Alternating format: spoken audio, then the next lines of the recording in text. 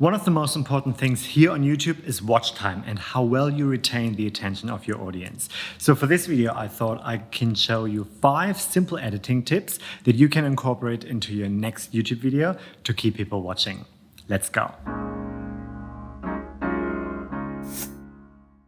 Hey, welcome back to my channel. My name is Dan and I make videos for part-time creators or lazy creators to help them find the right tools and the motivation to get things done and keep going. So if that's something for you, I would love for you to subscribe. But let's jump into the video. Quite a few new subscribers have joined our little community this week.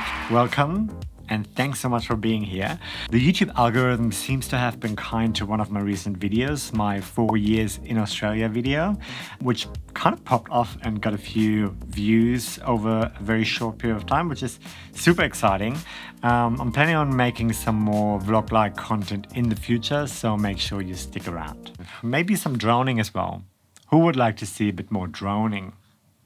I'm sure there are a lot of creators out there who are thinking about starting a YouTube channel or already started one, but they are not necessarily videographers by trade. So the whole editing process after you filmed your video can be quite daunting, and it's usually also the most time-consuming part of the video creation.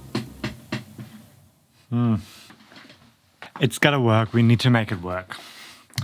What you don't see is that there are about 20 chairs over there that I could use. Hoping that nothing's in here. Because I'm kind of filling in a storage room, which I made out to be like a cool editing office space. It's not. It isn't. The magic of video.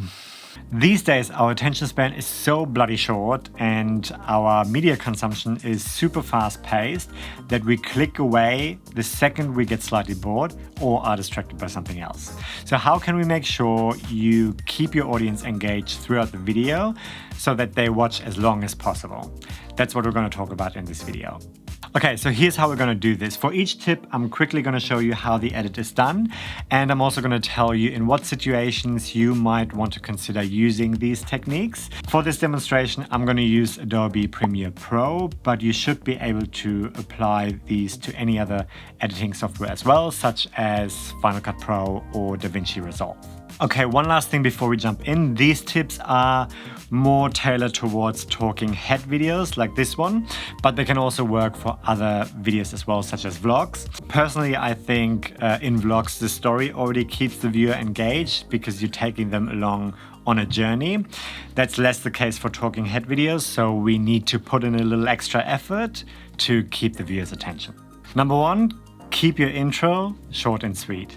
Now, this is not necessarily an editing technique as such, but more of a general rule for your videos. And it's something that I only recently learned myself. I feel like a lot of new YouTubers, like myself, love the idea of adding a channel intro to the beginning of each of their videos because it looks professional and it helps you with your branding. But the reality is that most people who would find your videos don't know you yet, so they don't have the patience to sit through a 15-second intro, so they click away. So for example, for my last 3 videos, I slashed down my intro to only 2 seconds of showing my logo, and it made a big difference because previously I had about 30% viewer retention, and after making that change, it jumped up to over 40%, which I mostly credit to that particular change. Number 2, zooms and scale jumps. I feel like this is a technique that's very commonly used in YouTube videos. You can either use keyframes to smoothly zoom in or zoom out of a shot. Even the most subtle of zooms can make a difference to the viewer's experience. Alternatively, you can use jump cuts or scale jumps, which I actually think is not the right term for this, but let's just run with it. I hope it makes sense. So what you do is you basically change the scale of the next clip so that it's either more zoomed in or wider, but instead of a smooth transition, you have a hard cut. Here's an example of this.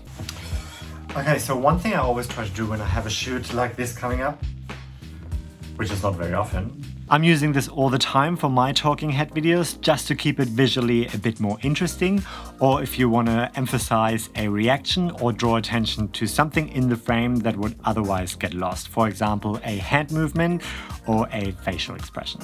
Number 3, volume drop. Again, I don't think this is the official term for it, but let's just run with it. If anyone knows what these techniques are actually called, let me know in the comments below. By volume drop, I mean muting the background music by turning the volume all the way down, but only for a few seconds. This can be used to emphasize something you're saying in the video or highlight a particular reaction. It would also go well with the previous tip of changing the scale of a clip. Here's an example from one of my recent videos. It's got a very clean interface and very simple and powerful tools that help you get things done fast. This sounds like a sponsorship message, doesn't it? It's not sponsored. This is a technique I noticed a lot in Peter McKinnon's videos, so I started using it myself. Number 4, B-roll and graphics. Talking head videos can get monotonous very quickly, even if the viewer is generally interested in the topic. That can ultimately lead to people not watching till the end.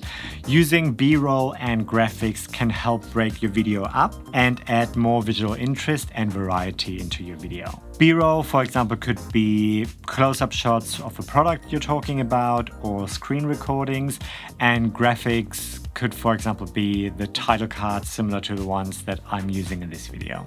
Before we jump into the last tip, I would really appreciate if you could hit the like button below because it would help me out with the YouTube algorithm. Number 5, sound effects. Sound effects are super important for storytelling and especially for cinematic videos. I recently watched an excellent video by Danny Gavitz breaking down his process of using sound effects for one of his recent cinematic pieces.